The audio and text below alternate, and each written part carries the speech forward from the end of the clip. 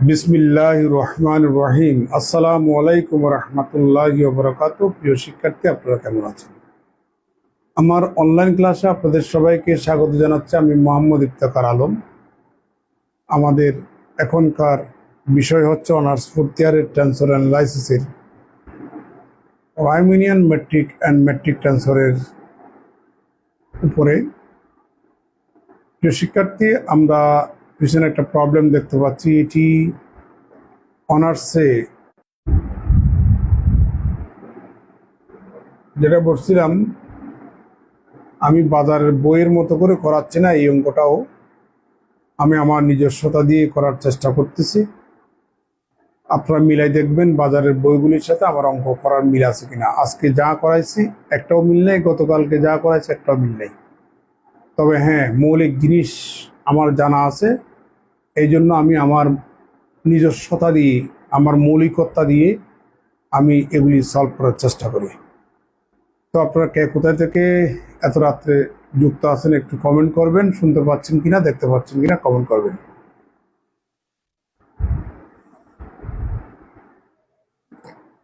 সলিউশনটা দেখুন কি বলল। সিলিন্ড্রিক্যাল কোঅর্ডিনেট সিস্টেমে আমরা যে মেট্রিক টেন্সর বা ফার্স্ট ফান্ডামেন্টাল টেন্সর কিংবা কোভেরিয়ান মেট্রিক টেন্সর এর কম্পোনেন্টসগুলি পাবো, তাকে ম্যাট্রিক্স ফর্মে ফাইন্ড আউট করতে বলেছে। প্রিয় শিক্ষার্থী, আপনারা সবাই জানেন এক্স ওয়াই জেড হচ্ছে কার্টেসিয়ান কোঅর্ডিনেট সিস্টেম। আর থিটা জেড এটি হচ্ছে আমাদের সিলিন্ড্রিক্যাল কোঅর্ডিনেট সিস্টেম। অনেক বইতে আর থিটার জায়গায় রো ফাই ইউজ করেছে। কোনো সমস্যা নেই, আর থিটা জেড ইউজ করলে চলবে, রো ফাই জেড ইউজ করলেও চলবে, কোনো সমস্যা নেই। শিক্ষার্থী, আপনারা জানেন কার্টেসিয়ান কোঅর্ডিনেট সিস্টেম থেকে সিলিন্ড্রিক্যাল কোঅর্ডিনেট সিস্টেমে যদি আপনি আসতে চান, তাহলে আপনাকে এক্স এর পরিবর্তে আর কস থিটা, ওয়াই এর পরিবর্তে আর সাইন থিটা, জেড এর পরিবর্তে জেড বসাতে হয়। তাহলে সুতরাং আমরা একটু ডিএক্সটা একটু বের করব, কারো সাপেক্ষে নয়। আমরা প্রথমেই কস থিটাকে রেখে আরটাকে করলে ডিআর, এবার আরটাকে করার পরে আরটাকে রাখার পরে কসকে যদি করেন মাইনাস সাইন থিটা, আবার থিটাকে করলে ডি থিটা। সিমিলারলি ডিওয়াই সমান হচ্ছে, আপনি সাইন থিটাকে রেখে আরকে করলে ডিআর, এবার আরটাকে রেখে সাইন থিটাকে করলে পাবেন কস থিটা ডি থিটা। জেডটাকে করলে ডান পাশও ডি জেড হবে। প্রিয় শিক্ষার্থী, আপনারা জানেন যে ডিএস স্কোয়ার সমান হচ্ছে dx square plus dy square plus DZ square. এটাকে এভাবেও লেখা যায়, বলছিলাম গতকালকে, d x whole square plus d y whole square plus d z whole square equal to, আপনি ডিএক্স ডিওয়াই ডিজেড এর মানগুলো বসান। তাহলে cos theta d r minus r sine theta d theta whole square, sine theta d r plus r cos theta d theta whole square plus DZ square equal to, এখানে পাবেন cos square theta d r square minus 2r sine theta cos theta d r d theta plus r square sine square theta d theta square plus A plus B whole স্কোয়ারের formula sine square theta d r square plus twice r sine theta cos theta d r d theta plus r square cos square theta d theta square plus d z square equal to এই দুইটা থেকে আমরা d r square যদি common নিই sine square theta plus cos square theta সমান 1, this and this equal but opposite sign যুক্ত, they are bins to each other. এই দুইটা থেকে আপনি r square d theta square common নিলে sine square theta plus cos square theta সমান 1, আর এখানে পাচ্ছেন ডি জেড স্কোয়ার। তাহলে সুতরাং ডিএস স্কোয়ার। প্রিয় শিক্ষার্থী, এখানে একটা আপনাদেরকে গ্রামার শিখাই। কার্টেসিয়ান কোঅর্ডিনেট সিস্টেমে ডিএস স্কোয়ার সমান হচ্ছে dx square plus dy square plus DZ square, আর সিলিন্ড্রিক্যাল কোঅর্ডিনেট সিস্টেমে ডিএস স্কোয়ার সমান হচ্ছে dr square plus r square d theta square plus DZ square. এগুলো একটু মুখস্থ রাখবেন, বুঝতে পারছেন? ওগুলো কখন যে কোন সময় লাগবে আপনি কল্পনাই করতে পারবেন না। হঠাৎ করে এটা যদি আপনার এটা মুখস্থ থাকে, আমার এই ইতিহাসগুলো লেখার দরকার ছিল না। আমি জানি যে আপনারা অনেকেই মুখস্থ রাখতে পারবেন না। আমি যদি হঠাৎ করে এটা লিখি, আপনারা অনেকেই প্রশ্ন করবেন এটা কোত্থেকে আসলো। আমার অঙ্ক কিন্তু এখনো শুরু হয় নাই, মানে শেষ হয় নাই, দেখিয়েন আর অনেকক্ষণ লাগবে। দেখা যাচ্ছে? প্রিয় শিক্ষার্থী,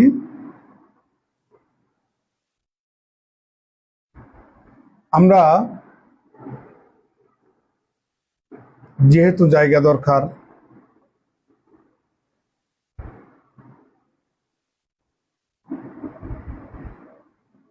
আমি মুছে দিচ্ছি, মুছে জাস্ট এটা কপি করে এখানে পেস্ট করব।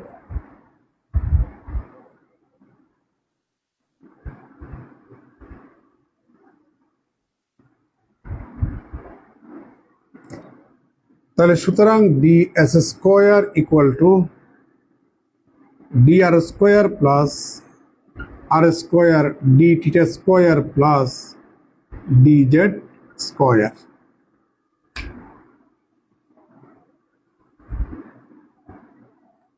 আপনারা জানেন যে সিলিন্ড্রিক্যাল কোঅর্ডিনেটস হচ্ছে আর থিটা জেড। প্রিয় শিক্ষার্থী, আমি আরটাকে যদি x1 ধরি, থিটাকে যদি আমরা x2 ধরি, জেডটাকে যদি আমরা x3 ধরি, তাহলে ডি এস স্কোয়ার সমান হয় dx1 ফুল স্কোয়ার। আর স্কোয়ার যেভাবে আছে ওইভাবে রেখে দিচ্ছি। আমি আর সমান x1 এখানে আর বসালাম না। ডি থিটা, থিটা সমান x2, তাহলে dx2 ফুল স্কোয়ার। জেড সমান x3, এটাকে লেখা যায় dx3 full square. But we have, আমরা জানি ডিএস স্কোয়ার সমান গত ক্লাসে বলছিলাম g i j d x i d x j, that is d s square সমান আপনি আই এর মান জে এর মান একবার 1 বসান, তাহলে g1 তাহলে dx1 হোল স্কোয়ার হয়ে যাবে। আপনি আই এর মান 1 জে এর মান 2 বসান, g12 dx1 dx2, আই এর মান 1 জে এর মান 3 বসান, g13 dx1 dx3, আই এর মান 2 জে এর মান 1 বসান, g21 dx2 dx1, আপনি আই এবং জে এর মান 2 বসান, g22 dx2 হোল স্কোয়ার হয়ে যাবে। আই এর মান 2 জে এর মান 3 বসান, g23 dx2 dx3, আই এর মান 3 জে এর মান 1 বসান, g31 dx3 dx1, আই এর মান 3 জে এর মান 2 বসান, g32 dx3 dx2, আই এর মান 3 জে এর মান 3 বসান, g33 dx3 হোল স্কোয়ার। প্রিয় স্টুডেন্ট, আপনারা জানেন জি আই জে যে কথা, জি জে আই একই কথা, অর্থাৎ কোভেরিয়েন্ট মেট্রিক টেন্সর তথা ফার্স্ট ফান্ডামেন্টাল টেন্সর, এটা একটা টু র্যাঙ্ক বিশিষ্ট সিমেট্রিক টেন্সর। এই জন্য জি i J K G J I লিখতে পারবেন। ঠিক একইভাবে G13 কে G31 যদি লিখতে পারি তাহলে এটা সেম, এটা এবং এটা সেম, এটা এবং এটা সেম। তাহলে সুতরাং আমরা এখন বলতে পারি d s square equal to G11 dx1 whole square, দেখা যাচ্ছে লিখলে নিচে, plus G22 dx2 whole square, G33 dx3 whole square. তাহলে যেহেতু G12 যে কথা, G21 একই কথা এই গ্রামার অনুযায়ী, তাহলে এটা এবং এটাকে একসাথে লিখে যায় 2 G12 dx1 dx2 plus G13 যে কথা, G31 একই কথা, তাহলে 2G13 dx1 dx3। একইভাবে G32 যে কথা, G23 একই কথা, তাহলে 2G23 dx2 dx3, দেখা যাচ্ছে। প্রিয় শিক্ষার্থী, এখন আমরা একটু পর্যন্ত বুঝছেন তো? এবার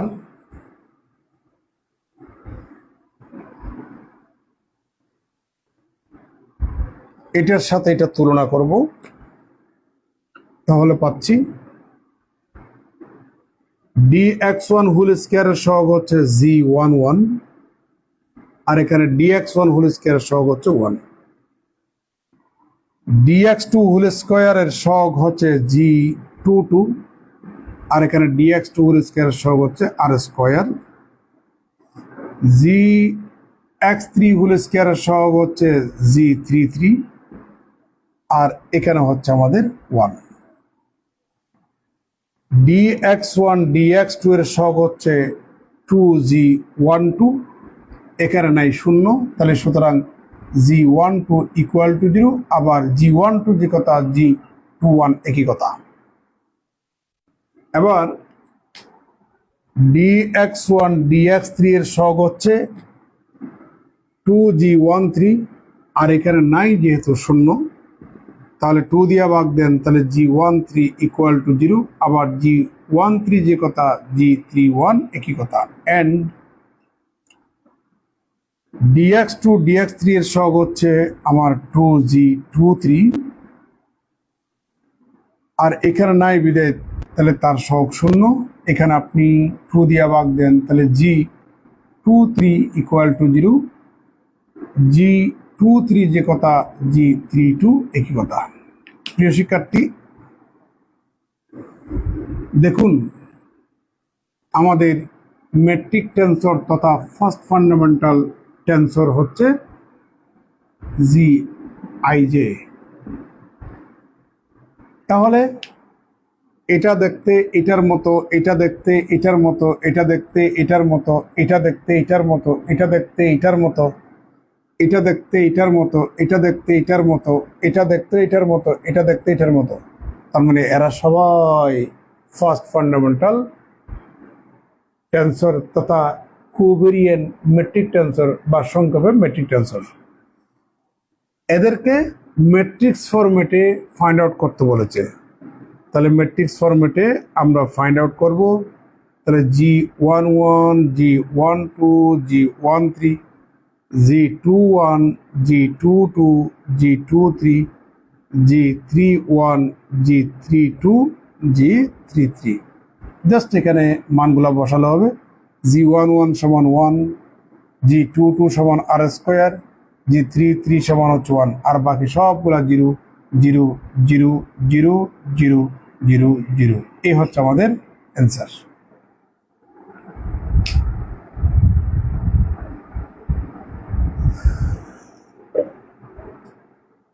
তো আপনারা বইতে দেখুন, আমি বইয়ের মতো করে করাইনি সোজা কথা।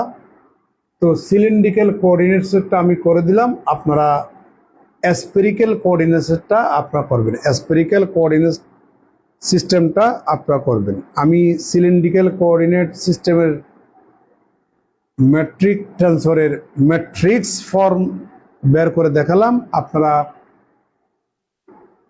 স্ফেরিক্যাল পোলার কোঅর্ডিনেটস কিংবা স্ফেরিক্যাল কোঅর্ডিনেটসে সকল ম্যাট্রিক টেনসর কিংবা ফার্স্ট ফান্ডামেন্টাল মেট্রিক টেনসর অথবা কোভেরিয়ান মেট্রিক টেনসরের ম্যাট্রিক্স ফর্মটা আপনারা করবেন, বইতে আছে, এইভাবেই করবেন।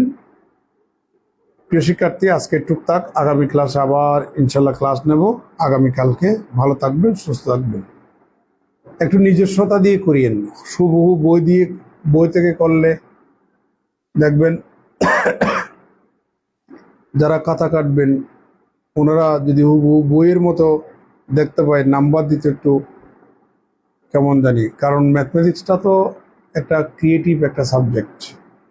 আপনি যদি একটু সামান্য ক্রিয়েটিভিটি দেখাইতে না পারেন তাহলে কেমন হবে?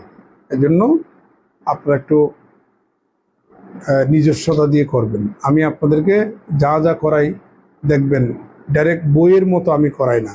আমরা তো বই থেকে শিখেছি, স্যারদের কাছ থেকেও শিখেছি, প্রচুর শিখেছি, স্যারদের প্রতি কৃতজ্ঞ। কিন্তু এরপরেও আমি চেষ্টা করি আমার স্টুডেন্টদেরকে করানোর সময় নিজস্বতা দিয়ে করাতে। ভালো থাকবেন, সুস্থ থাকবেন। আসসালামু আলাইকুম রহমতুল্লাহ।